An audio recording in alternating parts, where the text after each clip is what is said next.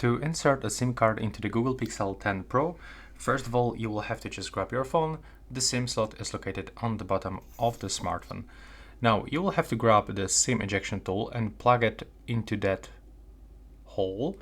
And now press on it gently, like this. Then remove the SIM ejection tool and grab that slot with your fingernails.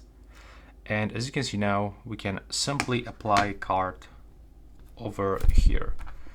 So let's catch focus on it. There we go. And we have to put it with this cutout like so. Take a look.